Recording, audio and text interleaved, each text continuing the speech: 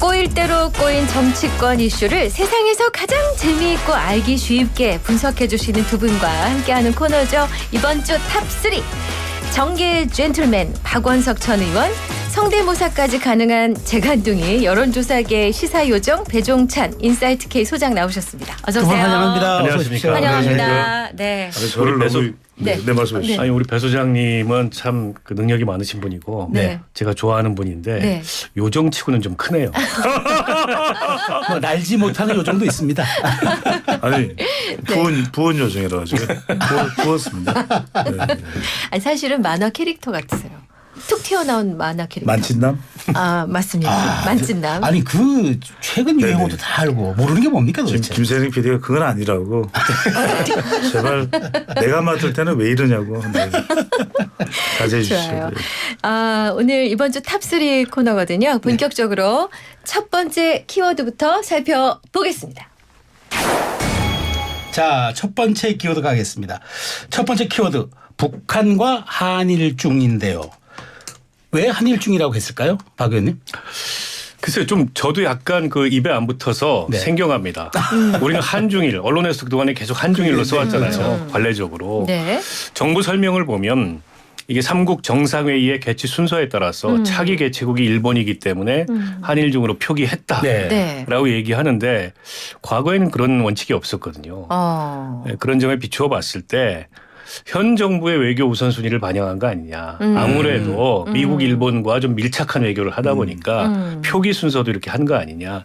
뭐 이런 해석들이 나오는데요. 아니 저기 안 오셔서 그분이 안 그럴 수도 오셔서 있어요. 그런 것 그러니까 같아요. 그 점은 사실은 좀 유감이에요. 예. 그러니까 중국도 주석님이 오셔야 네, 되는데. 중국도 국가주석이 참석하는 게 이게 이제 예의에 맞는 건데 네. 총리가 대신 왔지 않습니까? 맞아요. 격이 안 맞잖아요. 그러니까 상대국이 그렇게 이 회의의 격을 낮추면 또 우리도 그에 따라서 대응을 해야 되는 측면이 있기 때문에 네. 뭐 한일중이라고 쓴 게 그런 측면이 있다. 이런 네. 해석도 있는 것 같습니다. 그의 연고전 고연전 할 때 네네. 저는 사실 연고전이 입에 붙거든요. 네네. 근데 또 고대 나온 분들은 고연전 하셔서 해마다 바꾸잖아요. 그것도 한번 생각해 저는 본지. 학부는 연대를 다녔고 네. 대학원은 고대를 다녔는데 네. 어떻게 하세요? 대학원에 가서는 고연전. 네. 이게 지금 학교에서 동문회에서 난리가 나겠네요. 그러니까 간에 학부 때는 붙었다가 연고전인데 쓸개 붙었다가 이런다는 얘기죠. 서울대도 나와가지고 네. 그냥 아무것도 안 하기로 하겠습니다. 네. 좋습니다. 슬쩍 이 기회를 빌려서 본인의 그런 아주 섭렵한 그런 아니 무슨 가방끈이 이렇게 길어요. 가방끈이 그러니까. 긴 사람 중에서 가장 무식하다고 비판을 받고 있는 점입니다. 가방 긴 끈 요정. 제발 좀. 자, 그러면 이제 본격적으로 네. 들어가 보겠습니다. 사실 이제 한일중 얘기를 하기 전에 이제 사실 이번 주 가장 좀 뜨겁게 달궜던 게 북한이에요. 그렇습니다. 북한이 사실을 그 뭐 오물풍선 살포, 그다음에 탄도미사일 10여 발, 뭐 그다음에 이틀 연속도 GPS 교란까지. 아니 그러니까 이게 할 수 있는 한 3종 콤보 세트를 다 하는 것 같은데. 삼종 콤보. 아니 왜 북한이 이러는 거죠? 그러니까 이번에 제일 사실은 좀 특이했던 게 네. 오물풍선 살포인데요. 그렇죠. 그러니까요. 이거는 국제적으로 보더라도 뭔가 이게 좀 전례를 찾아보기 어려운 그런 공격인데 그렇죠. 네. 이른바 뭐 저강도 도발이라고도 하고 회색지대 전략이라고도 하는데 그래도 북한도 유엔에 가입된 하나의 나라인데 그렇죠. 네. 이거 좀 너무 해도 너무한다 이런 생각이 들고요. 우선은 네. 27일 날 우리 한중일 삼국 정상회의에 맞춰서 이제 두 번째 군사 정찰 위성 발사에 네. 실패했어요. 네.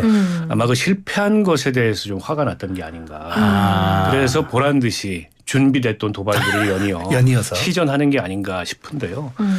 근데 우리가 이제 오물풍선 같은 경우에 그냥 우습게 볼 게 아니라 그게 만약에 오물이 아니라 그렇죠. 어떤 맞아요. 생화학 물질이나 이런 네. 거라면 네. 그에 대비한 우리 측의 대응 전략이 아직은 마땅히 서 있지 않은 것 같아요. 그래요. 네. 그래서 그냥 뭐 왜 이렇게 지저분한 공격을 하냐. 네. 이렇게 치부하고 넘어갈 일이 아니고 아니죠. 네. 네. 저런 식의 저강도 도발에 대한 우리 나름의 대응책들이 필요하지 않을까. GPS 교란도 마찬가지고 그렇죠. 그런 생각이 듭니다. 그래서 군의 선제적 대응이 좀 바뀌어야 한다. 지금 이런 대응 매뉴얼과 교범 가지고는 조금 부족하지 않느냐 이런 지적도 나오고 있는 것 같아요. 뭐 그래서 우리도 이제 대북 심리전을 재개해야 되는 거 아니냐. 근데 이런 주장도 나오는데 그 대북 심리전 재개는 또 국회 문턱도 넘어야 그렇죠. 되고 간단한 문제가 아니어서 아무튼 군 당국도 이게 애초에 그 그 오물풍선을 북한에서 띄울 때부터 추적 감시를 했다고는 하는데 네. 결국엔 땅에 떨어진 뒤에 수거하는 방식의 대응밖에 하지 못했죠. 경남 창원까지 날아간 것도 있대요. 그러니까요. 그 세상에. 이번 이제 그 도발을 우리가 교훈 삼아서 향후에 어떤 대응을 해야 될지 네. 조금 이제 네. 정밀한 대책이 필요할 것 같아요. 이런 말씀은 안 드렸는데 경남 창원이 또 제 고향이네요. 네. 아니, 무슨- 오늘 왜 이러죠? 아니, 생일날인가요? 아니 포레스트 아니. 검프세요? 안 끼는 데가 없고 연결이 안 되는 아니, 데가 근데 없고. 저는 무엇보다도 이제 네. 북한이 이렇게 몸부림을 치는 가장 큰 이유는 이유는? 중국 변수가 있는 것 같아요. 중국 변수. 이번에 27일부터 5월 27일이죠. 6월 4일 사이에 쏜다고 일본에다가 예고를 해놓고는 네. 통지를 해놓고는 27일 날 바로 쏴버렸어요. 그러니까 네. 아직 그 중국의 리창 총리가 있는 가운데 그렇지. 도발을 했단 맞아요. 말이에요. 그러니까 그런 이제 거죠. 중국한테 우리한테 주는 메시지도 있지만 저는 중국한테 주는 메시지가 큰 것 같아요. 왜냐하면 상대 쓰는 거예요. 그렇죠. 왜냐하면 러시아와는 최근에 상당히 가까워졌잖아요. 우크라이나에 그렇죠. 러시아가 발표하는 무기까지 제공할 정도니까. 네. 그런데 중국은 좀 시큰둥한 반응이거든요. 그러니까 중국 봐라. 중국 총리가 했으니까 못 살 줄 알았지. 아니야 우리 쏴. 네. 이런 상황인데 저는 그런 것도 하나가 있고 또 아까 이제 이 이유 중에 하나는 우리가 이제 이번에 이제 한일중 정상회의를 하면서 그동안 윤석열 대통령이 중국과는 좀 등을 돌렸다 생각했는데 이번에 분위기가 꽤 화기애애했어요. 예. 그러니까 이제 그런 부분도 북한으로서는 굉장히 못마땅한 거죠. 왜냐하면 중국하고 더 멀어지기를 원했는데 네. 이게 이제 러시아하고는 북한하고는 밀착 관계인데 중국은 그래도 절대 단독으로 오는 식량이나 또 지원들이 있기 때문에 중국을 절대 무시는 못합니다. 그렇죠. 그러다 보니까 이제 그런 부분에 있어서 저는 약간 중국에 대한 메시지도 있고 또 한일중이 모여 있는 데는 여전히 이제 북한으로서는 불안할 수밖에 없거든요. 그런 상황에서 이 정상회의가 있는 것에 대해서 북한이 여전히 우리 존재감이 있다. 무시하지 마라. 네. 그걸 좀 과시하는 측면도 있는 거죠. 그러니까 박 의원님, 북한이 그런 불확실성을 더 제고해서 본인의 약간 레버리지, 그러니까 협상력을 더 높이려는 이런 전략이다라는 게 지금 의견인데. 아니 어떻게 원래 보세요? 전통적인 전략입니다. 북한. 그게, 네. 이른바 이제 벼랑꽃 전술이라고 네. 얘기를 하기도 하는데요. 네. 최근에 이제 북중 관계가 그렇게 매끄럽지는 못해요. 그러니까 북한이 군사 그 위성 기술 이전 등등으로 인해서 러시아하고 굉장히 밀착돼 있고 러시아 입장에서 지금 우크라이나 전에 무기 등등의 지원이 필요하기 때문에 네. 이제 그런 이유로 양국 사이가 좀 가까워진 데 반해서 중국은 그게 별로 마땅치 않거든요. 네. 그러니까 최근에 언론에도 많이 나진 않았는데 2018년도에 북중 정상회의를 하면서 두 정상이 기념으로 발자국 동판을 새겼는데 그걸 철거했어요. 중국 쪽에서. 아, 그런 일이 있었습니까? 그리고 이제 아, 기념 네. 사진관도 철거를 네. 했습니다. 그런 게 이제 미세하게 북중 관계가 지금 매끄럽지 못하다는 거를 방증하는 그런 증거이고 지난달에 전인대 상무위원장이 중국에 네, 네. 우리 쪽 국회의장이죠. 방북을 했는데 통상 그 정도 고위급이 방북을 하게 되면은 선물 보따리가 있습니다. 그렇죠. 근데 이번에 아무것도 없었어요. 빈손으로 왔습니다. 예, 그냥 빈손으로 돌아갔고 그래서 중국은 북한을 과거처럼 그렇게 좀 시혜적으로 지원하는 그런 대상이 아니고 대등한 관계에서 외교적 관계로 어쨌든 지킬 건 지키고 금할 건 금하는 이런 식의 이제 제조정을 하려는 게 아닌가 이런 해석들이 나오고 있고요. 북한으로서는 사실 중국이 껄끄러워요. 그렇지만 그렇죠. 또 꼭 네. 필요하거든요. 왜냐하면 생존과 관련된 문제이기 네. 때문에 네. 그 코로나로 국경 봉쇄하고 어려울 때도 어쨌든 중국이라는 생명줄이 없었으면 굉장히 어려웠거든요. 네. 향후에 북중 관계가 어떤 식으로 이게 특히 이제 한중 관계하고 맞물려서 규정이 될지 좀 지켜봐야 될 것 같습니다. 또 하나 저는 주목했던 게 뭐냐면은 핵이 아니라 밥이다. 핵이 아니라 밥이다. 아, 이익선생 그거 별 이야기 안 하시네요. 네. 네. 왜 그러냐면은 저는 리창 총리가 네. 이재용 삼성전자 회장을 따로 만났잖아요. 그래서 투자 많이 해달라. 그러니까 그랬죠. 네. 유독 살갑게 더 이재용 삼성전자 회장에게 반응을 했단 말이에요. 네. 이것도 중요한 거죠. 왜냐하면 사실 뭐 무기만 생각하고 안보만 생각하면 중국으로서는 북한이 더 중요하다고 판단할 수도 있겠죠. 그래 한일중 정상회의에도 지난 중국의 청도 회담 이후에 4년 5개월 만인데도 가지 말자. 한국이 뭐 중요하냐. 그게 네. 아닌 거예요. 왜? 네. 위중 충돌하는 상황에서 한국의 반도체가 여전히 중국의 시향과 또 중국의 우시에 우리 SK 하이닉스 공장까지 다 있단 다 말이에요. 있죠. 네. 그러면 핵이 아니라 밥이다. 아. 중국으로서는 미국의 마이크론 반도체도 못 들어오는 상황에서 맞아요. 맞아. 그 아니 규제가 심하죠. 엔비디아도 못 들어오는 상황에서 맞아요. 이게 더 중요한 거예요. 네. 아, 그런 또 그러면서 합의가 있다. 아니 이재용 회장한테 그랬잖아요. 투자를 더 해달라. 네. 그러면서 유독 리창 총리는 경제 담당이에요. 국무원 총리이기 때문에. 그러니까 그렇구나. 그러면서도 시진핑 주석이 못 온 것에 대해서 아쉬워하셨지만 절대 그렇지 않다. 왜냐하면 절강성 추석을 할 때 시진핑 주석이 정말 자기의 비서실장에서 오른팔이야. 그러니까 이제 특수한 예전의 거구나. 역대 리 커창보다는 커만 빼면 리창이잖아. 그러니까 이제 리창 총리가 된 건데 네. 그러면서 이 리창 총리는 딱 경제를 알거든요. 네. 요즘 중국도 어려워요. 그러니까 이제 이런 상황에서 우리가 막 북한에 매달리게 하는 푸틴이야 뭐 무대뽀잖아요. 푸틴 대통령이야. 그러니까 이제 중국하고 손을 잡고 우크라이나도 마구 무기 가져다 쓰지만 중국은 그렇지 않은 거예요. 그러니까 국방보다는 네. 경제. 그렇죠. 밥이다. 네. 자, 이과 정세에 대한 탁월한 두 분의 식견 예. 들어봤습니다. 엉뚱한 소리 잠깐 해볼게요. 그 예. 푸틴하고 네. 그리고 김정은하고 그리고 그다음에 잠깐 누구죠? 중국 중국 시진핑. 시진핑 누가 제일 강적이에요? 누가 제일 강적이라고? 이 대답은 네. 박원석 전 의원께 네. 넘기겠습니다. 아니 왜냐하면 셋 다들 다 강적이죠. 그 중에서도 하나 꼽는다면은 저는 누구 하나 만만치 않다고 생각해요. 저는 푸틴. 푸틴 제일 강적이에요? 푸틴이죠. 어떤 면에서? 아니 이름부터 푸틴이잖아요. 네. 왜 그래? 푸틴이야. 아, 그래요? 왜냐하면 지금 모든 국가의 정치에 다 관여를 하잖아요. 중국 시진핑하고는 또 관계가 좋아요. 유럽하고 관계가 나쁘냐면 또 그것도 아니에요. 또 우크라이나 가서는 떡하니 이건 우리 땅이야. 옛날부터 러시아의 엄마는 우크라이나라 그랬잖아. 그러면서 또 미국 대선도 흔들어놔요. 트럼프가 되는 게 더 좋다니까. 아, 그래요. 막 트럼프 그런 편을 들어요. 이유로. 예, 그러니까 이제 지금 김정은 위원장에 대해서도 정말 막대한 영향력을 행사하고 모르겠어요. 저는 푸틴이라는 인물이 정말 어디까지 전방위로 영향력을 미칠지 어디에 힘이 안 미치는 데가 없는 것 알겠습니다. 같아요. 예. 저는 시진핑으로 생각해요. 저도 시진핑. 왜냐? 왜요? 후흑에 능한 사람이라. 중국의 얼굴이 후흑이 있어요. 두껍죠. 얼굴이 두껍고 두껍고. 그다음에 예. 이게 겉과 속을 알 수가 없어. 이게 정말 어려운 상대예요. 제가 예. 보기에는. 그래서 중국의 황제라 부르잖아. 그럼 김정은은 허당이네요? 오늘 결론 나요. 그냥 셋 중에. 약발이 좀 약해요. 자, 그럼 좋습니다. 이번 주 탑3 두 번째 네. 키워드 가겠습니다. 네, 두 번째 키워드는 21대 마무리와 22대 시작을 알린 차상병 특검법입니다. 네, 차상병 특검법 표결을 문 닫은 21대 국회. 이제 어제 22대가 개원을 했는데요. 더불어민주당 개혁 1호 법안으로 요거 채택했습니다. 22대 국회에서도 뭐 굉장히 복잡하고 힘들어질 것 같은데요. 우리 박은숙 전 의원께서. 아니 그래서 이게 좀 저는 대통령이나 여당의 그 대응이 내내 아쉬운데요. 그러니까 21대 국회에서 해결을 했어야 됩니다. 이게 내용적으로 어쨌든 대통령의 특별검사 임명권을 침해하고 일방적으로 민주당이 통과시켰다. 이걸 이제 거부권 행사의 사유로 들었지만 사실은 그 법안 논의에 여당이 임했더라면 네. 조정할 수 있는 것들이었거든요. 근데 이걸 일체 거부를 해놓고 지금 22대 국회가 돼가지고 법안을 보니까 더 강화됐어요. 그렇죠.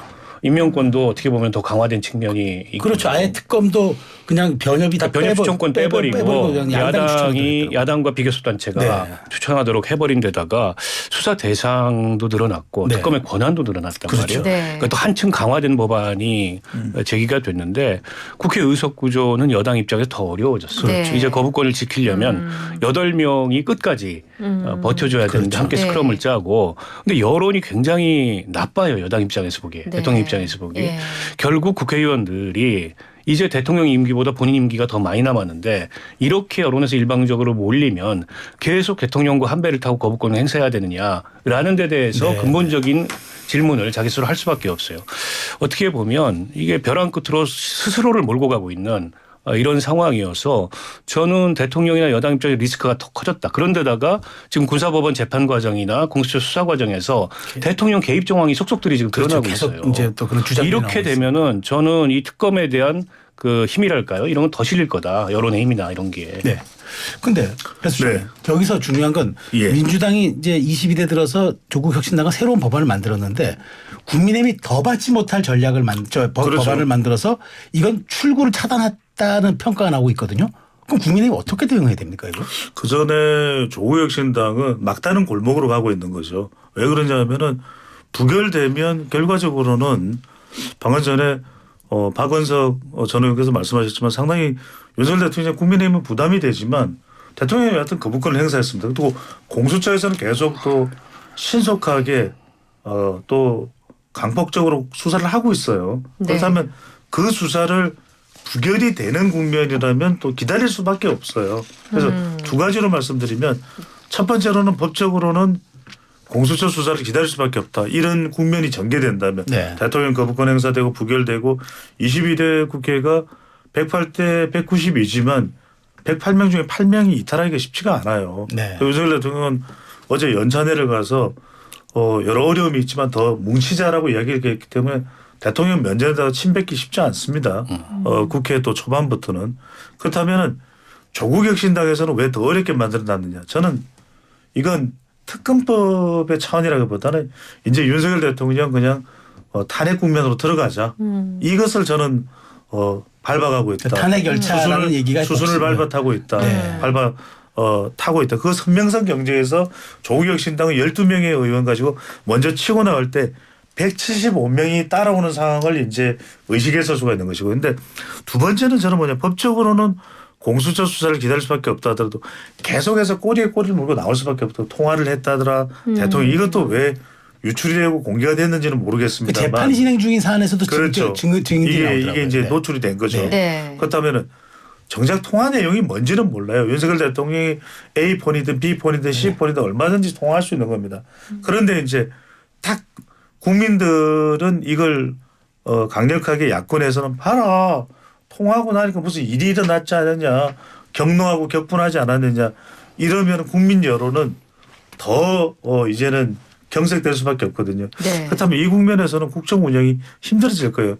오늘 이따 소개해드리겠습니다만 한국 갤럽 조사에 대통령 지지율은 더 내려갔거든요. 네. 그러면은 저는 두 가지다. 하나는 더 적극적인 정말 박원석 전 의원마저도 공감할 수 있을 정도의 현미경 해명. 정말 구체적으로. 네. 정말 이렇게까지는 구체적으로 해명을 해.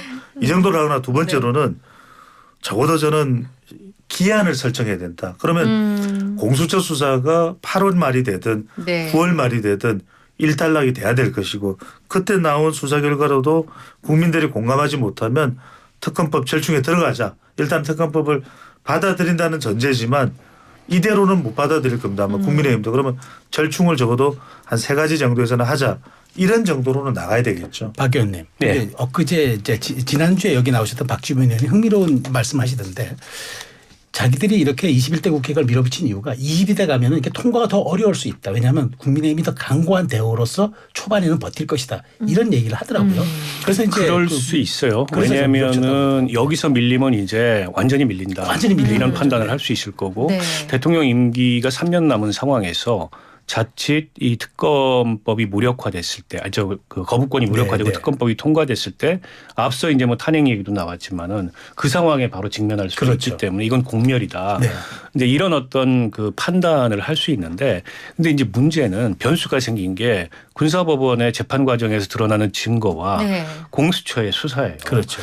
근데 하필이면 그 수사 결과를 이첩하던 날 네. 대통령이 국무위원인 국방부 장관하고 그것도 검사실에 쓰던 개인 폰으로 3차례나 연락을 했고 그 과정에서 박정원 대령이 해임됐다.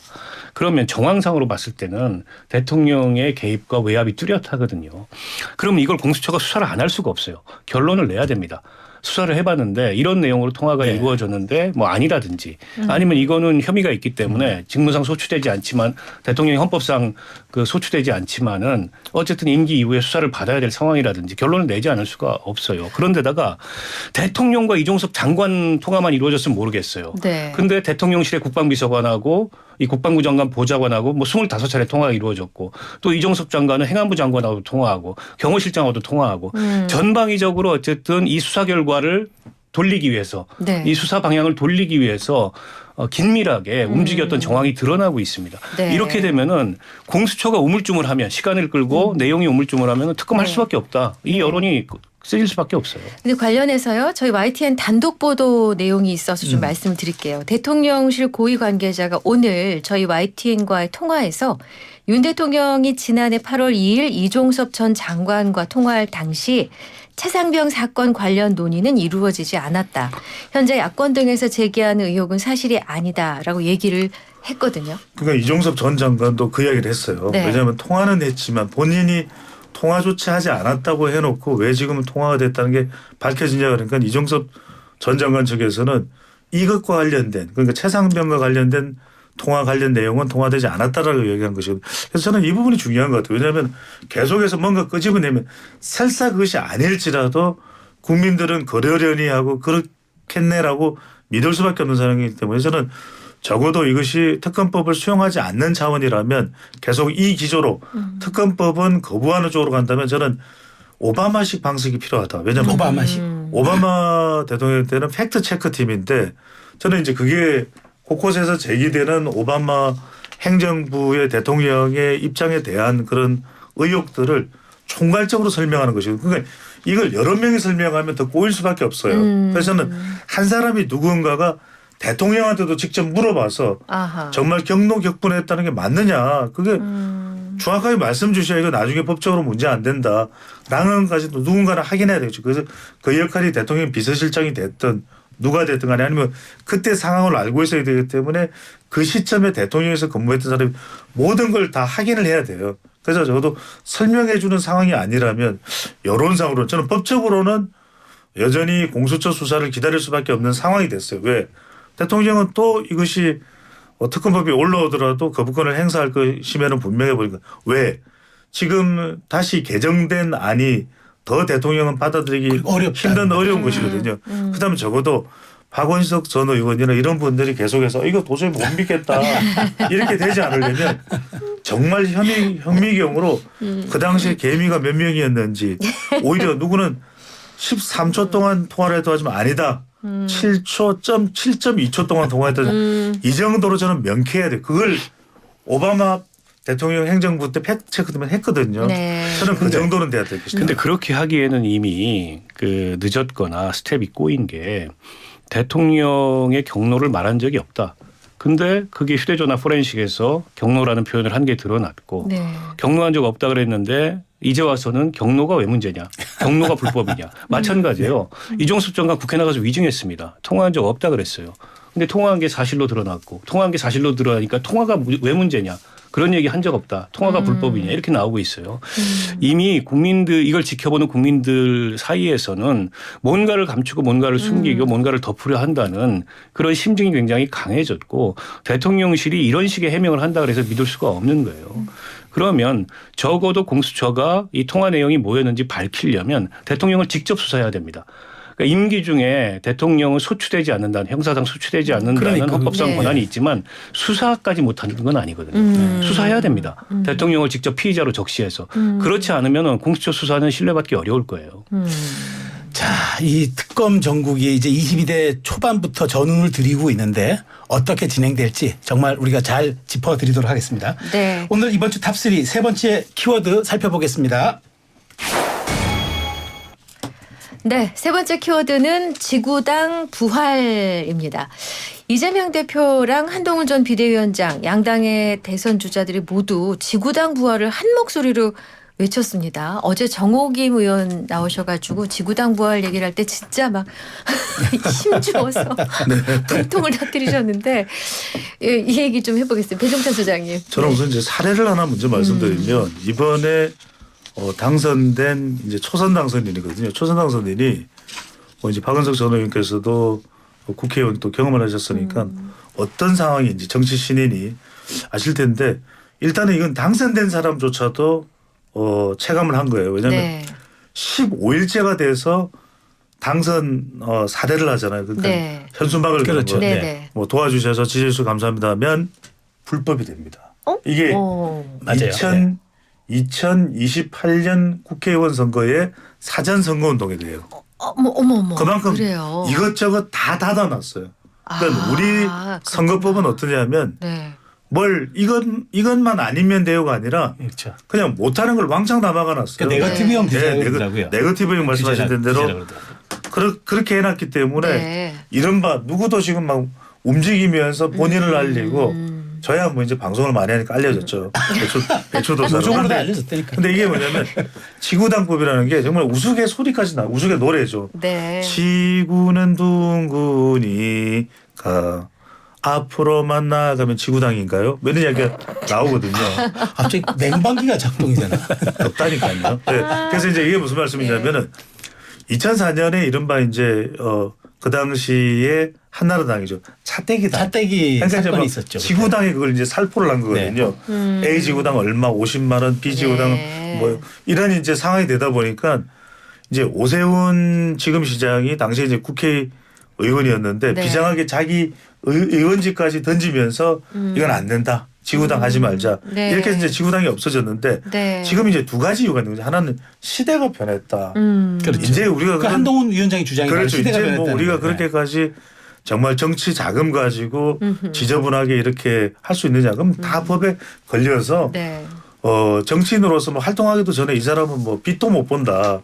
그런데 두 번째는 뭐냐면 이걸 다 막아놓다 보니까 정치 신인들이 현역들이 신난 거죠. 그래, 너무 진입장벽이 한 높다 번만 그래요. 당선되면 세 번, 네 번, 다섯 번, 여섯 번 맞아요. 다 해. 그러니까 네. 이게 정치 신인들은 너무 힘드니까 적어도 이런 지구당 조직이라도 해서 누가 날 좀 도와주고 네. 또 자원봉사도 해주고 네. 나도 좀 일찌감치 뛰고 네. 이렇게 할 텐데 하면서 이제 지구당 이야기가 나오는 거죠. 근데 그러니까 박연 지금 네. 뭐 일반론으로서 지구당 제도를 부활하자라는 데 대해서는 별로 이견이 없는 것 같아요. 이유는 지금 배종찬 소장이 다 네. 말씀을 해주셨던 것 같고 네. 여야 사이에도 큰 이견이 없는데 지난번 이제 정개특위에서 명시적으로 합의는 안 됐어요. 네네. 이게 아마 우선순위에 있지 않아서 그랬던 것 같은데 이번에 지금 이 시기에 한동훈 비대위원장이 이걸 꺼내던 이유는 다분히 이제 본인의 향후의 전망과 관련된 정치적인 의도가 있는 거죠. 네. 결국 국민의힘이 원내보다 원외가 많고 그리고 한동훈 비대위원장도 원외에서 자기 세력 기반을 구축하는 것이 굉장히 필요한 이런 시점에 네. 그런 원외 당협위원장들이 그동안에 갖고 있던 문제의식이나 이런 걸 전폭적으로 수용해서 지구당제도 부활하자. 또 특별히 이견이 없는 사안이기도 하고 이걸 꺼내든 것 같고요. 저걸 꺼내든 순간 전당대회 출마하겠구나. 네. 그렇지 않으면 굳이 이 시점에 저 얘기를 일반론으로 할 이유가 없거든요. 그게 좀 더 분명해진 것 같고 그래서 오히려 지구당 부활이 잘 안 될 수도 있을 것 같아요. 한동훈 도와주는 거 아니냐. 괜히 이거 받았구나. 그런 생각도 들어요. 저는. 근데 여기서 그럼 미명 이재명 네. 대표의 그러니까, 속내는 네. 뭐라고 보세요? 그건 일반론으로서 찬성하는 거죠. 그러나 일반론으로. 지금 이 시점에서 이거 괜히 받았다가 전격적으로 네. 한동훈 도와주기밖에 안 된다. 이런 판단이 동시에 작용할 수 있어서 일반론으로서는 반대가 없어요. 정치권 내에서. 네, 네. 그러나 이 시점에 이 개혁이 이루어질지 누구 그건 좋으라고? 지켜봐야죠. 예. 그러나 어쨌든 필요성은 저도 전적으로 공감하고 22대 국회에서 정치개혁안을 논의할 때 반드시 들어가야 될 내용이라고 봅니다. 네. 그러면 이재명 대표 입장에서 한동훈 위원장의 등판이 유리한가요, 불리한가요? 그 유불리를 지금 명쾌하게 판단하기가 어려울 것 같아요. 본인 입장에 쓴다면 어떤 것 같아요? 글쎄요, 뭐 나쁠 거 없다 이렇게 생각할 것 같아요. 거 왜냐하면 없다. 거기도 흠이 많기 때문에 한동훈 비대위원장도 왜냐하면 특검법까지 지금 조국혁신당에서 발의하고 검사 정치라는 프레임으로 윤석열, 한동훈을 한꺼번에 묶어서 이 대응을 할 수 있기 때문에 민주당에서는 굳이 한동훈 등판을 싫어할 이유가 없을 거예요. 그런 측면에서 지구당 부활 받을 수도 있잖아요. 근데 그거하고는 다르죠. 등판하는 거하고 성과를 주는 거하고는 다른 문제죠. 저는 다른 차원으로 봐요. 왜냐하면은 이재명 대표는 한동훈 전 위원장이 나와주면 더 좋은 거예요. 그럴수록 봐라. 한동훈 전 위원장을 그래도 대응하고 좀 더 손쉽게 다룰 수 있는 사람이 누구냐. 나 이재명 정도 나밖에 없다. 말고는 누가 나와가지고 지금 그게 가능하겠냐. 네. 저도 나 정도의 결집력 정도 돼야 한동훈 전 위원장하고 사전 대응을 할 수 있다. 더 키워주면 안 된다. 그렇게 판단을 두 번째는 전 지구당은 이런 차원으로 봐요. 최근에 이재명 대표는 사실상 당원들하고 바로 정치적으로 직거래하는 것 아닌가 이런 인상을 지울 수가 없어요. 직거래? 왜 그러냐면은 아니 박찬대 원내대표도 거의 친명 영향으로 추대되다시피 했다. 그러면 지금 더군다나 이제 추미애 의원이 국회의장 불발되고 나니까 지금 정청래 의원이 당장 그 이야기를 하잖아요. 사과도 하면서 한 20% 국회의장 뽑는데도 당원들 의견 좀 더군다나 지금 연임되는데 이제는 대선 1년 전에 대표를 그만두지 않아도 될 수도 있어요. 그러니까 지금 맞아요. 당원당 그러니까 개정이 그렇게 했대요. 그러면 지구당을 만들어 보세요. 그걸 누가 반기겠습니까? 지구당 만들면 당원 권한이 강화돼요. 그렇죠. 네. 그러면 당원들이 야 이제는 우리가 지구본이 아니라 지구당에서 좀 역할을 할 수 있을 거야. 이재명 대표가 저렇게 만들어주네. 역시 이재명이야. 이재명 대표야. 연임하셔야지. 그러니까 그런 걸 더 불붙일 수 있기 때문에 그러니까 심지어는 고민정 의원도 지구당 괜찮은 아이디어인 것 같아요. 이런 반응이 나와요. 예. 그래서 지난번에 해외 직구 반대하는 것도 그렇고 보면은 한동훈 전 위원장이 은근히 정부와는 조금 이 결을 달리하면서 오히려 여야 간에는 서로 또 공감대가 형성되는 상황에서는 이재명 대표로서는 달갑죠. 달갑지 않은 것이 아니라 오히려 반갑다. 나와라 한동훈 전 의원. 그러면 또 이제 더 조명을 받으면서 윤석열 대통령보다는 또 정치 무대가 22대 국회에서 한동훈 대 이재명, 이재명 대 한동훈 이런 구도가 되는 거죠. 자 그러면 그 조금 전에 그 여론조사 말씀하셔서 예. 전문가시니까 오늘 갤럽 조사 나왔더라고 대통령 국정 지지율. 이런 상황 최저치를 찍었다고 하는데 이게 한동훈 위원장의 그럼 등판 여부는 어떤 상관관계가 있다고 보세요? 그래서 일단은 이렇게 되면 한동훈 전 위원장은 등판 가능성이 더 높아지는 거죠. 명분이 대통령에 대해서 또 공격을 하겠다는 것이 아니라 지금 한국갤럽이 자체적으로 지난 28일부터 30일까지 무선 가상번호 전화면접 네. 조사를 실시한 것인데 이 조사에서 윤석열 대통령이 대통령 직무를 잘 수행하고 있는지 잘못 수행하고 있는지 물어본 결과 잘하고 있다는 긍정평가가 21%, 부정평가가 70%인데 지금 이게 한국갤럽으로는 취임 이후 최저입니다. 나오더라고요. 근데 이제 여기에서 보면은 한동훈 전 위원장은 명분이 있죠. 윤석열 대통령의 국정 운영에 대해서 공격하기 위한 것이 아니라 이 상황에서 그래도 국민의힘은 30%고 민주당은 29%다. 그러면 내가 나와서 적어도 미래 경쟁력은 유지해 나가야 되지 않겠냐. 그러기 위해서는 나 말고 누가 다른 후보자감으로 나올 만한 인물이 적당하지가 않다. 네. 내가 나오겠다. 거기다가 지구당 이야기를 하면서 나올 명분이 더 쌓인 거죠. 그럼 박 의원님. 뭐 당원 지지자들의 한동훈 비대위원장에 대한 호명이 더 강화되겠죠. 왜냐하면 정권의 위기감이 지금 커진 거 아니에요? 그렇죠. 매우 커졌죠. 이대로면은 뭐 야당이 탄핵을 추진하고 추진하지 않고를 떠나서 국민들의 국정 수행에 대한 평가만으로도 임기를 마치는 게 가능하겠냐 이런 회의론이 광범위하게 퍼져 있어요. 그러면 차기 대안이 있어야 된다. 그렇지 않으면 보수가 괴멸할 텐데 차기 대안으로서 지금 한동훈 비대위원장 이외에 딱히 보이는 인물이 없어요.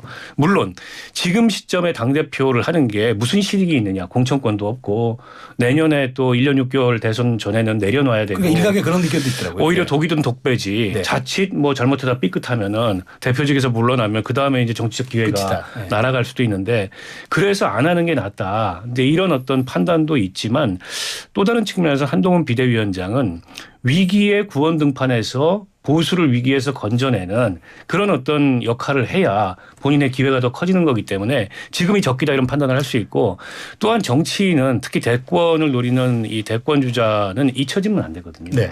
근데 한동훈 비대위원장 지금은 어쨌든 총선 뒤에 아직까지는 이런저런 그 총선 뒤에 뭐 좋은 평가든 나쁜 평가든 한동훈 비대위원장의 이름이 회자가 되지만 이제 22대 국회가 진행되고 다른 쟁점들이 부상하고 또 다른 얼굴들이 부각되면서 이 대중들의 기억에서 잊혀질 수 있거든요. 네. 끊임없이 한동훈이라는 이름이 회자되려면 결국에는 여러 가지 이제 위험 요인이 있더라 하더라도 당대표를 맡아야 된다. 이런 현실론이 커질 것 같아요. 짧게 하나 더 여쭤볼게요. 그러면 연금개혁 문제와 최혜병 특검 문제를 한동훈 위원장이 이걸 비껴나가서 출마 선언할 수는 없어요. 그럼 이건 어떻게 가야 된다고? 저도 정면으로 그에 대한 입장을 밝혀야 된다고 생각합니다. 왜냐하면 전당대회 출마를 본인이 선언하는 순간에 그 질문 앞에 설 거예요. 네. 특검 전국에 어떻게 대응할 거냐 당대표가 되면 네. 김건희 특검 그다음에 이 최혜병 특검 그리고 한동훈 본인 특검 이에 대해서 입장이 뭐냐 이 질문을 받게 되는 겁니다. 답을 해야 돼요. 지금처럼 그렇죠. 입국 다물고 있을 수는 없고 연금 개혁도 마찬가지입니다. 굉장히 중요한 국가적인 어젠다고 그에 대해서 여당이 한참 이걸 공론화위원회까지 만들어 추진하다가 야당에서 하자고 나오니까 꽁무니를 뺐어요. 어떻게 할 거냐 이 문제에 대해서. 대권 주자이자 차기 당대표 후보로서 그에 대한 입장이 분명히 있어야지 그렇지 않고 지금처럼 위험이 별로 따르지 않는 그런 의제에만 입장을 밝혀가지고는 지도자로서 제대로 된 역할을 할 수 없습니다. 알겠습니다. 네. 뭐 짧게 한 말씀. 짧게 네. 저는 이제 아까 무슨 말씀 못 드렸던 건 모든 조사는 중앙선거제도위원회 심의위원회 역시. 홈페이지에서 확인 역시 가능합니다. 여론조사 요정입니다. 아니 근데 배종재 소장님은 발음이 부정확하신데도 다 들려. 저 발음 정확하게 하려고 수십 년 걸렸어요. 네네. 허탈해요. 이게 청취자분들이 제가 이야기하면 마음을 열어놔요. 좋습니다. 이번 주 탑3 사실 3, 4, 5, 6 얘기한 것 같은데요. 네, 수고 많이 하셨어요. 자, 박원석 전 의원, 배종찬 인사이트K 소장님과 함께했습니다. 고맙습니다. 고맙습니다. 네. 감사합니다.